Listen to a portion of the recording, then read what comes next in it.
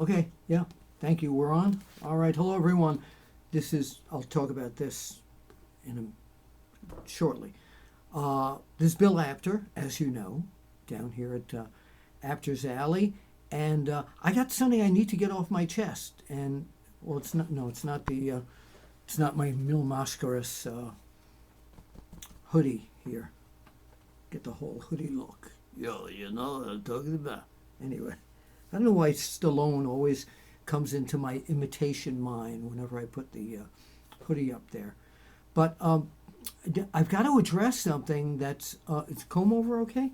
All right. I've got to address something that's come up that is kind of... Well, it's bothering me, but not bothering me. But I'm getting emails, texts, Facebook messages, Twitter messages, etc., about Orange Cassidy being on the full cover of Pro Wrestling Illustrated's award issues as the most popular wrestler of the year. And people are saying, hey, Bill, how could you do this? How could the fans vote for him? Listen, I got to set something straight.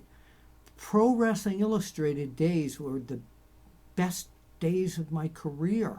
I mean, they were incredible. The best days of my print career back in those days. And then I moved on. But I haven't been with Pro Wrestling Illustrated since, 1999 when I went to WOW Magazine. It's still a great magazine, PWI, but it's not my fault. I sound like old Jimmy Garvin used to. It's not my fault that Orange Cassidy was voted by the fans as most popular wrestler of the year. So people are asking me, why did I do that? Contact the editors of PWI and find out, or get the magazine and find out exactly how many fans voted for Orange Cassidy as most popular wrestler. Do I agree with it? If I was a wrestling fan, would I have filled out the ballot and made it Orange Cassidy? Orange Cassidy is a very unique character, and probably one of the most interesting yet embarrassing interviews I've ever done was with him a couple of years ago, where he answered everything yes, no, maybe. I mean, just so you fans that voted for him, you have your reasons. But that's it. He's on the cover. And it's none of my doing. I'm a fan of Pro Wrestling Illustrated, but I don't work for them. I work for, when you're talking about wrestling magazines, hold on, let me dig this out from the pile of stuff that I want to talk to you about. This is the magazine that I'm currently working for, Inside the Ropes, published in the United Kingdom, yet it is on sale in the United States now. Just today, I went out to a local Barnes & Noble in the suburbs of Philadelphia, and I found this current issue. And in every issue is the Apter chat. And this one is all about when people talk about famous, great families, they always seem to forget the Orton family. Grandpa Bob Orton, Cowboy Bob Orton, Berry Orton. It was Berry, not... As far as I know, I was told it was Berry because he was named after Wild Red Berry, who was Grandpa Orton's manager for a while until Bobby Davis came along. We'll talk about that in a while too. But yeah, so again, I had nothing to do with the choice of Orange Cassidy. Like the guy, he's a nice guy. I've talked to him. Impossible to interview because of his yes and no interview style, but what the heck. So now I've been getting a lot of books recently, and I keep saying I'll talk about the books on one of my Apter's Alley general segments. By the way, I want to thank you people for getting inside the ropes. I also want to thank all of you now for following me on VOCNation.com, where I've got a podcast, and I'm doing a weekly show with Ken Resnick. Yeah, that guy, Killer Ken Resnick, and broadcaster Bruce Wirt, called Wrestling with History. It's really fascinating. So go to vocnation.com and you can find everything there. Some people call it Voc Nation. What the hell? Or what the heck?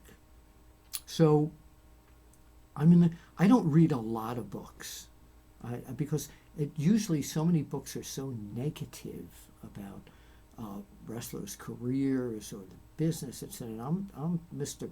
Positive. I am. You're the Mr. Perfect, or I'm Mr. Positive. But when I got this book, last week, by Tim Hornbaker, I have to tell you, I have been I can't get away from this book, and I don't want to. When I was growing up, Nature Boy Buddy Rogers was one of my wrestling heroes, and that is documented in this book. My book is Wrestling Fixed. I didn't know it was broken. Yes, but anyway, so Scott Teal, who's a brilliant historian, publisher, writer, had contacted me if I would like a copy of Tim's book, and I said, Buddy Rogers? Of course. That's like asking, does well, no, I'm not going to do any comparisons here, but this book is fabulous. It's not good, it's fabulous. Growing up, my dad and I used to go to the matches at Madison Square Garden, and we'd see Buddy Rogers and watch him on TV, and he always talked like this. He said, he's got it up here, pal, ain't no brains. But he changed wrestling forever. He was the prototype of Superstar Billy Graham, Hulk Hogan, Austin Idol, and of course that guy, Nature Boy Ric Flair. Yeah, so very, very, very highly recommended. A lot of it's a lot of words. I mean, it's the whole. It's an incredible book about the whole career of Nature Boy Buddy Rogers. And we recently, a few weeks ago, lost his manager, Bobby Davis, who was one of my other heroes. He used to get out on the microphone and go, Mr. Ray Morgan, who was the broadcaster from the Capitol Arena. And Mr. Morgan, my man, Buddy Rogers. This is an incredible book, Master of the Ring. You can go online and find it, and get it and read it and let me know about it. The other books that I'm reading, I'm always reading this one, you know that. I'm still going in and out of this book. I love this book, the Sabu book by Kenny Casanova and Sabu. Yes, Sabu did speak English in this book. Great stuff in here about the days Sabu was with ECW and Japan and all the crazy things that he did and how his body suffered for you. Yeah, it's true. Referee Dave Dwindell. There's no D in it. See? Yeah.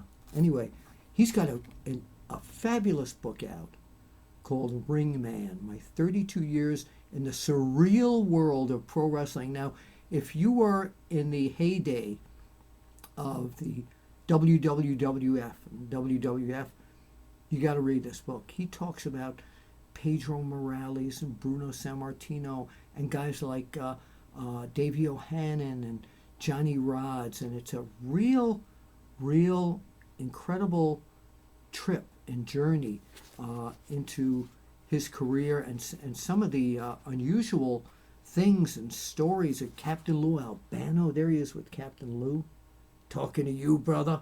Jake Roberts, and yeah, Sergeant Slaughter. Excellent book. Do you know who Joey Licious is? Yo, Joey. Yeah, Joey Licious. I'm going to get him eventually on the Apter chat. But I am having so much fun reading this book, Wrestling with Joey Licious. this guy by Joey Cassetta, Joey Licious, and Christopher Lynn. This is how, let